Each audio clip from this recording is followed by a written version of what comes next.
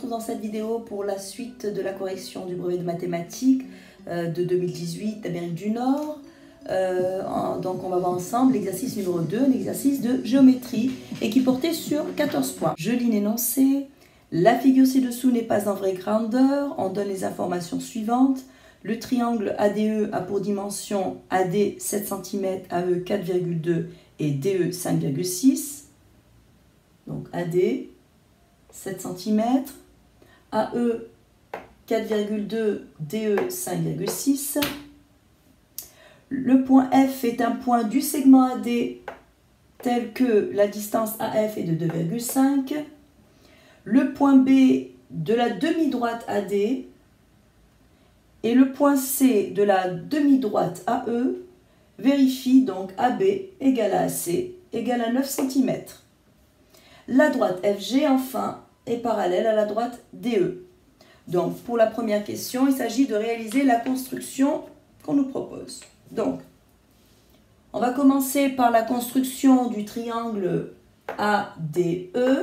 Donc, les hypothèses, c'est que AE, AD est égal à 7 cm, AE 4,2 et enfin DE 5,6 cm. Donc, pour construire un triangle, lorsqu'on nous donne ces trois longueurs de côté, donc pour le premier, on peut le faire à la règle. Donc, on va commencer par tracer AD qui vaut 7 cm. Puis, à l'aide du compas, donc on va pointer en A et prendre un écart de 4,2, tracer l'arc, ici, l'arc. Voilà.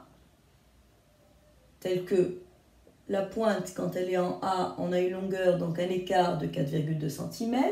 On voit pointer par la suite en D, le compas, avec un écart égal à 5,6. Les deux arcs là vont se couper en un point, qui est le point E, et ce point E vérifiera alors que AE égale à 4,2 et en même temps DE égale à 5,6. Donc ça, c'était la première partie, donc la construction du triangle ADE.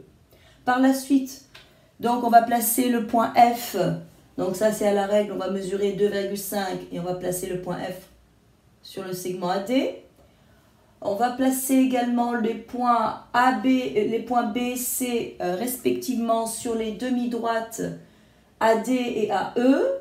Donc AB, on va prendre une longueur de 9 cm, également AC une longueur de 9 cm, et on va obtenir le point B et C. Enfin, on va tracer donc à partir de F un segment parallèle à DE et il va couper la droite AC en G. Et on obtient ainsi la construction demandée. Je passe à la question numéro 2. Prouver que ADE est un triangle rectangle. Donc on a un triangle ADE dont on connaît la longueur de ses trois côtés. Donc si on veut prouver qu'un triangle est rectangle, on va faire appel à la réciproque du théorème de Pythagore. Alors ce qu'on va vérifier, donc on voit que le côté le plus long est le côté AD. Donc si ce triangle en effet est rectangle, l'hypoténuse sera donc AD. Pour montrer qu'un triangle est rectangle, il faut voir si le carré de l'hypoténuse est égal à la somme des carrés des deux autres côtés. Donc on va faire ce calcul-là pour répondre à la question. Dans le triangle ADE, on va calculer AD au carré. AD au carré est égal à 7 au carré, qui font 7 fois 7, 49 cm carré. On va calculer maintenant AE au carré plus ED au carré. Donc AE au carré, 4,2 au carré, plus 5,6 au carré. Alors quand on aura fait les calculs, on va taper à la calculatrice, donc 4,2 au carré plus 5,6 au carré. On trouve 49 cm². Ainsi, on vient de montrer par le calcul que AD au carré est égal à AE au carré plus ED au carré. D'après la réciproque du théorème de Pythagore, c'est que le triangle est rectangle en E et que AD est son hypoténuse. Donc d'après la réciproque du théorème de Pythagore, le triangle ADE et rectangle en E.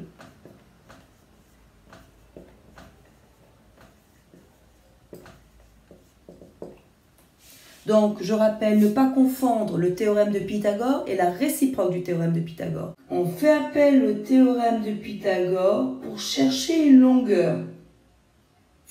Ça veut dire qu'on sait, par hypothèse, qu'on est dans un triangle rectangle. On a deux longueurs, il nous manque une. Et comme les trois longueurs sont liées par une égalité, grâce au théorème de Pythagore, on peut rechercher la longueur qui nous manque. Par contre, si la question pose sur la nature du triangle, soit on va vous poser explicitement, on va te demander par exemple de montrer que le triangle est rectangle, ou de montrer qu'il n'est pas rectangle, ou une question de type quelle est la nature du triangle. Dans ce cas-là, généralement, on a les trois longueurs. On prend la plus grande longueur, on calcule son carré et on compare le résultat en faisant la somme des carrés des deux autres longueurs. S'il y a une égalité, grâce à la réciproque du théorème de Pythagore, on démontre que le triangle est rectangle. Dans le cas contraire, c'est-à-dire si les deux résultats ne coïncident pas, s'ils sont différents, alors pareillement, il faut invoquer le théorème, la réciproque du théorème de Pythagore pour conclure que le triangle n'est pas rectangle. On passe à la question numéro 3. Donc on nous demande de calculer la longueur FG. Alors on va voir un petit peu quelles sont les informations dont on dispose. On veut calculer la longueur FG. On connaît la longueur AD, on connaît la longueur AF, on connaît la longueur DE et on sait par ailleurs que FG est parallèle à DE. On est bien dans une situation d'utilisation du théorème de Thalès. Le théorème de Thalès, je rappelle, nous permet d'avoir une égalité de rapport entre deux triangles. Là, ici, dans ce cas, le triangle AFG et le triangle ADE. Elles sont coupées par les parallèles FG et DE. Donc, on va rappeler les hypothèses d'application du théorème de Thalès. Donc, nous avons bien deux droites AB et AC qui sont séquentes en A. Ces deux droites sont coupées par les parallèles FG et DE. Donc, d'après le théorème de Thalès, nous savons que AF sur AD est égal à AG sur AE, qui est égal à FG sur DE. Alors, parmi ces trois égalités, on va prendre celle qui nous intéresse. Nous voulons avoir la longueur FG, donc on va utiliser ce rapport-là. On connaît la longueur AF et on connaît également la longueur AD, donc on va utiliser ces deux rapports qui sont égaux. Donc on a AF sur AD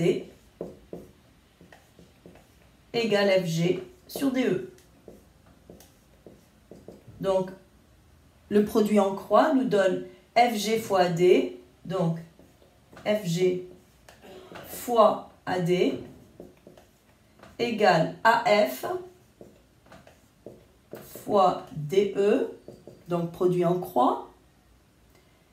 Enfin, FG est donc égal à AF fois DE sur AD. Donc AF 2,5, DE 5,6 sur AD qui valait 7 cm.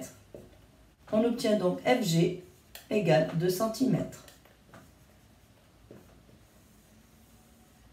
Donc une petite remarque, là où il faut faire attention dans l'application du théorème de Thalès, il faut effectivement avoir une situation de deux droites séquentes coupées par des parallèles. Et lorsqu'on va utiliser la formule qui qui donne une égalité de 3 rapports. Il faut, si on fait le petit triangle, la plus petite longueur sur la grande, il faut respecter cet ordre-là pour les autres égalités. Là, ici, on a fait la petite longueur, c'est-à-dire la longueur AF sur la longueur AD. On va faire toujours le petit sur le grand. Également ici, la petite longueur sur la grande. Puisqu'en fait, les situations de Thalès sont des situations de triangles semblables.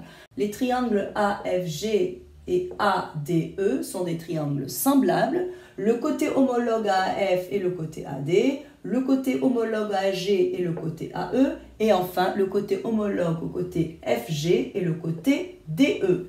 Nous venons de finir la correction de l'exercice numéro 2. Je vous dis bon travail, bonne révision et à une prochaine vidéo. Au revoir.